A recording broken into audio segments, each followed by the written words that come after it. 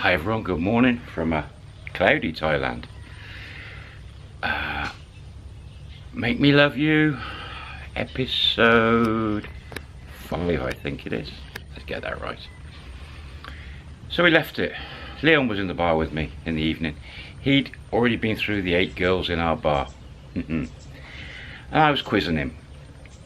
I said, Leon, now you've done all the girls in the bar, what about, what are you going to do? Are you still going to come here every night? And why? And yes. He said, I have 21 nights this trip. I always try and find a bar that I'm comfortable in. And once I've tried the girls I want to try, I then move on to my phase 2, which is freelancers.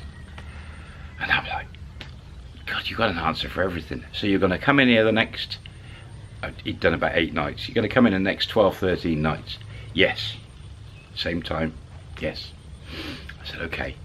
So we don't really have freelancers. He said, no, don't worry. He said, on my days of mapping each city and walking around, many freelancers have come up to me. And I've selected them on initial looks and the way they've approached me and the basic introductions. I've taken their phone number, and he said, I have a list of numbers and names and little sketches. I said, right. He said, by the sketches I can remember roughly what they look like. He said, and I'm going to make an appointment with them all. I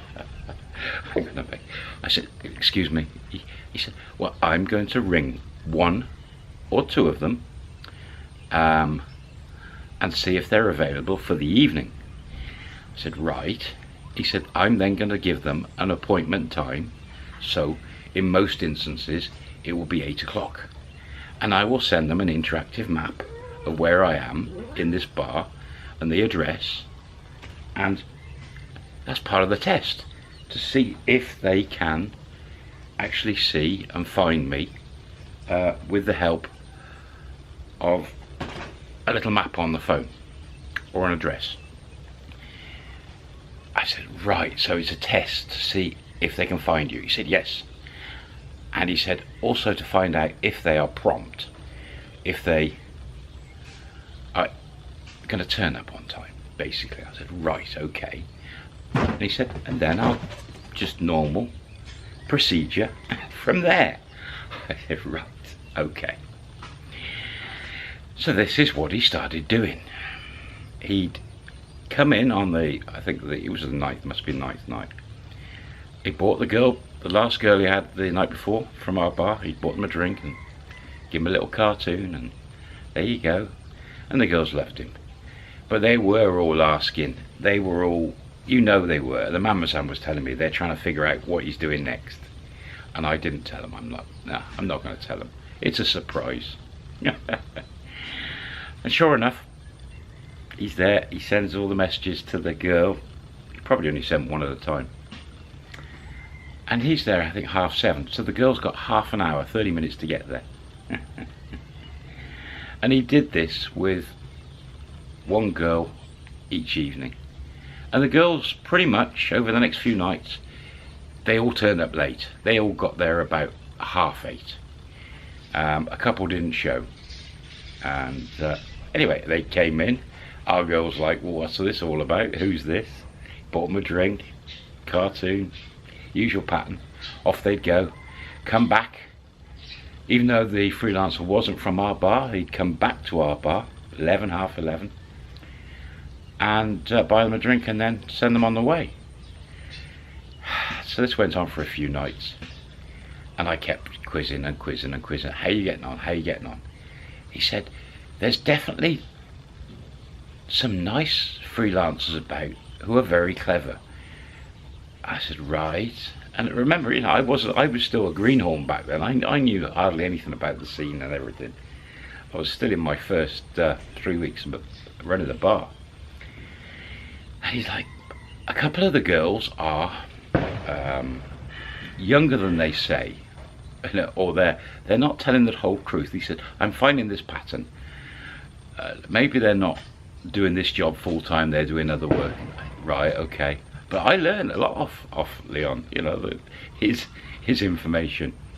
And looking back on it now, of course, the freelancers, you know, maybe they were at university, maybe they had a day job part-time, out earning extra money.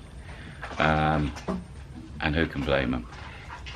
But the problem with freelancers is there's no bar attached to that. If something goes wrong, you've got no one to go back to and say, hey, got a problem. And he'd already known about this, and he'd said, by bringing them to this bar and the girls chatting to them and the cashier and the mama-san, it sort of attaches them to your bar, even though it doesn't. I said, right, okay, because the more people see that girl, the more chance of there's a problem, it can be resolved. I said, okay, clever thinking, right? And it was. So this went on, a couple of the kittens fighting. This went on for a good 7-8 days. He kept getting freelancers. He kept telling me the scores, and none of them were that high at all. And I kept saying, where are you going to find this number 10? Where is it going to happen? And he said, I'm really not sure, he said. I said, where are you going to go after this 21 nights? He said, well, I'm back into Bangkok. He said, I'm got a week's work. He said, and then I've got a vacation, which is rare, a proper vacation. He said, and I've decided that I'm going to buy a condo here in Pattaya. It's my favorite area that has everything I want. I like the beach, he said. I like the Jomtien area very much. And remember, it wasn't as developed back then. This is way back. You know, this is year 2000. And the condos back then were $1 million baht, $1.5 million baht. He had lots of money spare. But he did say, because of work, we have a lot of work coming up in Vietnam over the next few years. I might also buy a condominium over there. And his company is basically going to pay all the electric, water, the maintenance, going to pay everything. He's just going to buy the condo. And he gets more of a salary because he's not into 5-star hotels. So he's on a win-win. He says, so I'm back at Bangkok for a week or so, and then I'm going to have a 4-week vacation. I'm always on call in case I have to go and sort a problem out, he said, but I'm going to have a good month. I'm actually going to buy a condominium. So I'm going to start searching when I come back. I've already mapped out the streets and where everything is, and I know roughly where I want. And I'm probably going to buy a condominium in Jomtien. Right, okay. And that was his plan going forward. So he never found the number 10 girl, and come to about 3 nights before the end of his vacation. Back then we didn't have Google Translate, so communicating with a Thai person, if you didn't know any of the language, like a lot of us didn't, was very hard. About 3 or 4 nights before the end of his time with us, on this occasion, one of the freelancers hadn't turned up, and he wanted a snack, just some crisps or something. And he was sat at the bar, and our bar was in Soi Bijay, which was like a sort of a dead end lane, but there was a cut through 3/4 of the way down on the right. But opposite our bar was a little convenience store, and there was a little hairdresser's there, salon. And the convenience store, it was just a small store, but there was a concrete large 3-meter step coming out where they had some more goods for sale, and then some steps down. Now, I've described this lane and the store in a video I did. I think it was the Dark 18 story, the over 18 dark story, if you can find it in the catalogue. And there was a girl, a mother and father, and a Thai girl who ran this little store. I'd only, as I said, been there about 3 weeks, and at that time I was living above this bar. I noticed that the daughter, she was about, I would guess, about 20, maybe 21. always quite smart dressed, not dressed the normal. And she would be at the front of the shop. I just assumed that she was maybe married, or you know, she was there part-time. He wanted some crisps, and he'd been, you could see from where he was sat, looking through our sliding doors, even though they were tinted smoked glass, he'd seen this girl. And he pointed her out to me, and I hadn't really realised. And he said, I've been watching that girl. She's very nice mannerisms, the way she walks and serves people. He said, I'm going to go and get some crisps and things. He said, would you want some snacks? I said, no, you're okay. Anyway, he came out the bar, and he walked across and up the steps, started talking to this girl, or trying to. She didn't speak any English. Anyway, he got some snacks. And I could see him. He was like checking her out. He came back in, put his snacks on the bar, got his notepad. He said, I'll be back in a minute. Went back across, and they had no customers at that shop. So he sat on the step, and she sat next to him. And he drew her. He did a cartoon and gave it to her. And I could see her giggling. And then he just came back. I was like, okay. Freelancer hadn't turned up. I said, what are you up to? He said, she just seems, she's really, really pretty, even though she hasn't got the attire on that you would take out to an evening meal somewhere. He said, but there's something special about her. She really holds her frame nice, and she really is, from what I can understand in the Thai way she speaks it, quite posh. And I'm like, get away with you. I mean, she's just got a little shop there with mum and dad, and she's just a little bit different. He said, yes, that's really perked my interest, he said.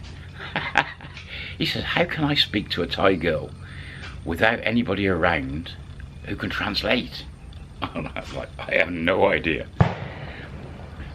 Anyway, that evening he spent in the bar, he had a giggle with all the girls, and off he went. Next night, he turns up, comes in, Filofax on the right, notepad on the left, makes his phone call for the freelancer. Yep, they'll be there later. And then he pulls out of his pocket this little, to me it looked like a big calculator, but it had letters on it. It was like a little computer. I said, what's that? He said, I went into the shopping centre, Central or whatever it's called, Mike Shopping Centre, and in the computer department, they've got these new translators. Right, and then I was really interested. Gadgets, all the rest of it. He said, yeah, you type in English, you press a button and it translates to Thai. Or you can speak into it a Thai word and it will speak back to you an English word. Right, he said, and you can put a little sentence in English and press a button and it will speak it. So you type it in and speak. Right, but how does the Thai person? He said, well, look, the keyboard's Thai as well. They can punch in Thai and it will speak English. I said, wow. So this was the first translators, and it was about 12,000 baht he'd paid for it. These were the first translators, and I actually bought one for me and Mem when we first got together. And they were, excuse my language, bloody awful. You could get one word translated properly. Anyway, me and him, we were playing with this while he was waiting for his freelancer. And yeah, and the girls were all like, oh, what's this new technology? And they were like, oh, giggling, and it worked for one words, but sentences, no, not a hope.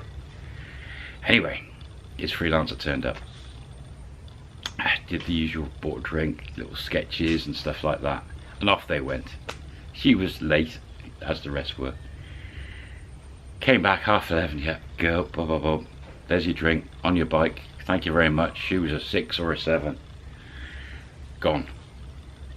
And then, now we were open, in those days, no real restrictions. We were open till about 3 in the morning. That little shop stayed open pretty much till 3 in the morning. He totally changed his timing.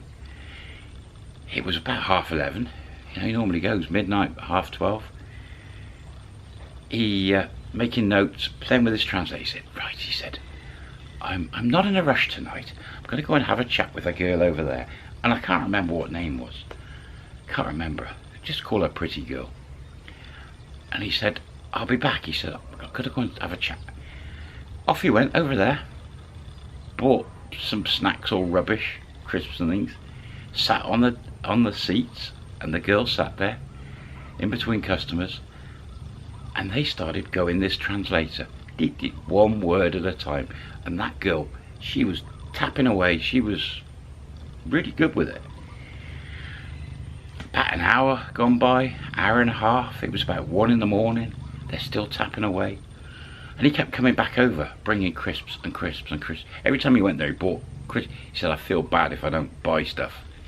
And he just kept giving the crisps to all the girls and things, you know. And they're like, no, dry seaweed, or buy this. Okay, okay. And they were just giving him orders for food, free food from the shop. And he was back over. And that first night, he stayed right through till about 2:30. And he was getting on really well with that girl. Chat, chat, chat. Came back over. Paid his bill and everything. And I said, well, what's happening with it? He said, she's really highly educated. She's very pretty. He said, but she's not like the other girls. She's special. She's different. I can't even get a phone number or any possibility of anything with her at the moment. He said, she is single and she's got no kids. And she wants to learn English. Oh, okay. This could be his first girl from a shop. Anyway, we'll leave it there. First girl from the shop. She was pretty. She actually perked my interest after that. Yeah, pretty girl. See you on the next one. Bye bye for now.